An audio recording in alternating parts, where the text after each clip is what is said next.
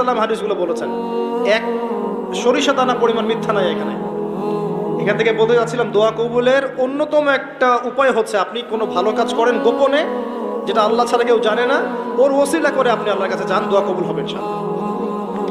আরেকটা অপশন হচ্ছে আল্লাহ পাকের যে নাম এবং সিফতগুলো আছে এগুলোকে ওসিলা করে দোয়া করা। যেমন, আল্লাহ তোমার রহমান নামের ওসিলায় আমি তোমার কাছে দয়া চাচ্ছি, তোমার আল গফুর নামের ওসিলায় আমি ক্ষমা চাচ্ছি, তোমার আর রাজ্জাক নামের ওসিলায় আমি রিজিক চাচ্ছি, ওয়াহাব নামের ওসিলায় আমি সন্তান চাচ্ছি, ইত্যাদি। কথা কি বুঝতে পারছেন? যে নামের সাথে যে বিষয়টা যায় এটা ওসিলা করে আপনি দোয়া করলে ইনশাআল্লাহ তাআলা আপনি আপনার ফলাফল পাবেন। আর একটা সবচেয়ে বড় অস্ত্র শিখিয়ে দিচ্ছি, এটা আমি কাউকে শিখাইনি আজ পর্যন্ত, আজকেই প্রথম। এবং আমি আমার জীবনে দেখেছি